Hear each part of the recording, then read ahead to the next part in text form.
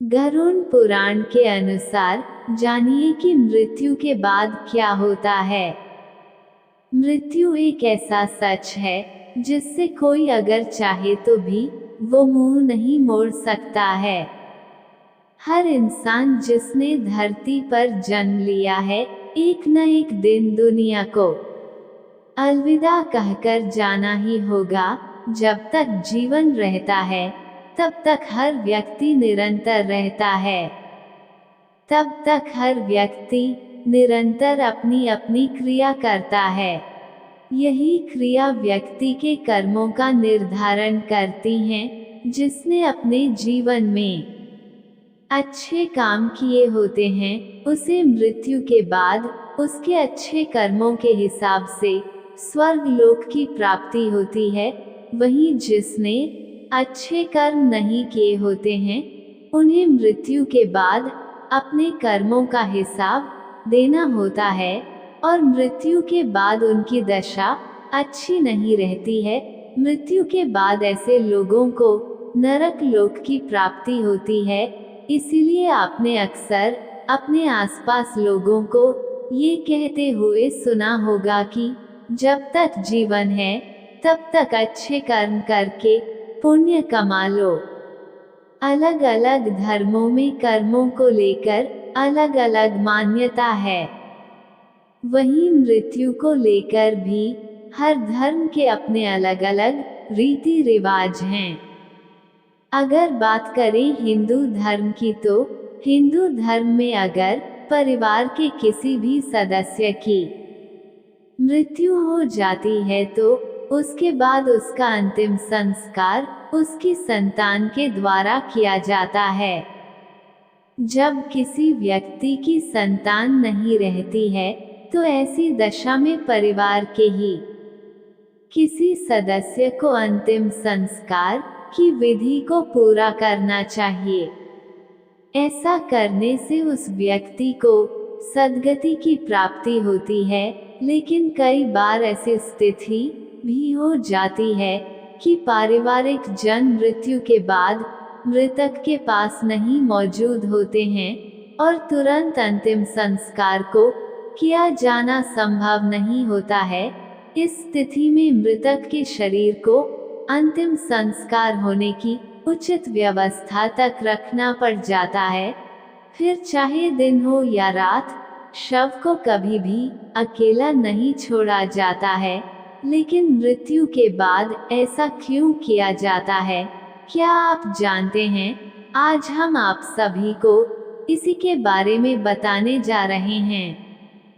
गरुड़ पुराण में ऐसा बताया गया है कि जिस व्यक्ति की मृत्यु होने वाली होती है उस समय वो व्यक्ति बोलना चाहता है लेकिन बोल नहीं पाता है। जब व्यक्ति का अंत समय आ जाता है तो उस समय उसकी जितनी भी सुनने और देखने की इंद्रियां होती हैं वो सभी नष्ट हो जाती हैं। इसके बाद व्यक्ति की चेतना विलुप्त हो जाती है और वो हिलने डुलने में भी असमर्थ हो जाता है। बस उसी समय यमलोक से 2 यमदूतों को भेजा जाता है आत्मा को लेने के लिए। जब व्यक्ति अचेतन स्थिति में आ जाता है तो उसके शरीर से एक अंगूठे के बराबर आत्मा निकलती है और इसको यमदूत तुरंत पकड़ लेते हैं। मृत्यु के बाद क्यों मृतक के शरीर को अकेला नहीं छोड़ा जाता है? मृत्यु के बाद क्या और कैसे होना चाहिए, ये सब कुछ गरुड़ पुराण में बताया गया है। जब किसी की मृत्यु हो जाती है तो उसके अंतिम संस्कार से पहले बहुत सारे रीति रिवाजों का पालन किया जाता है। अगर ऐसी स्थिति आ जाती है कि व्यक्ति का अंतिम संस्कार तुरंत करना संभव नहीं होता है तो ऐसे में व्यक्ति का अंतिम संस्कार रात में नहीं किया जा सकता है। फिर अगले दिन ही व्यक्ति का अंतिम संस्कार किया जाता है।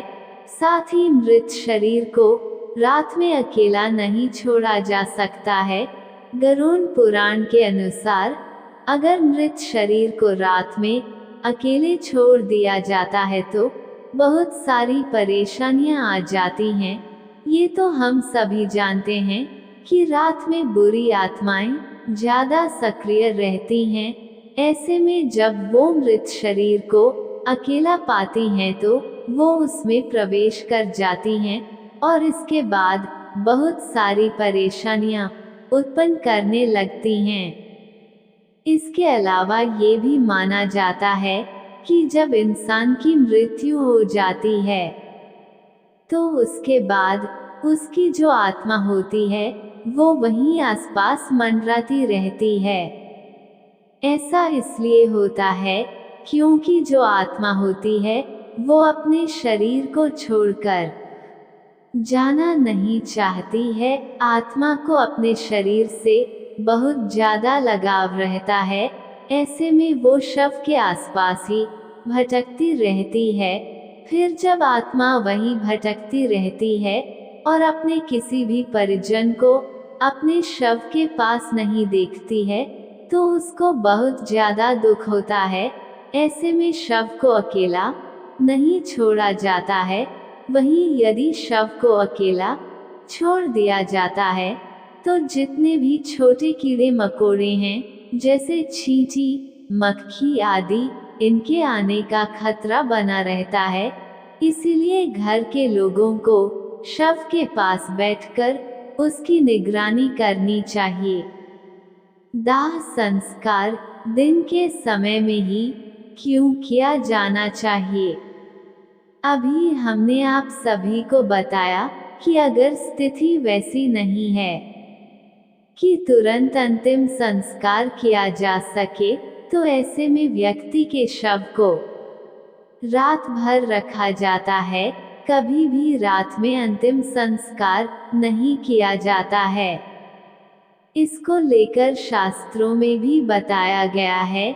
शास्त्रों के अनुसार जब भी दाह संस्कार किया जाए तो वो दिन के समय में ही किया जाना चाहिए।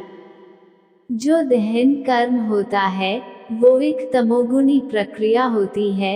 जो रात होती है वो तमोगुण से ही जुड़ी हुई होती है। ऐसे में अगर दहन संस्कार रात में किया जाएगा तो तमोगुणी अनिष्ट शक्तियों की जो मात्रा होगी उसमें वृद्धि हो जाएगी। साथ ही अंतिम संस्कार की पूरी प्रक्रिया पूरे रीति रिवाज के साथ करनी चाहिए।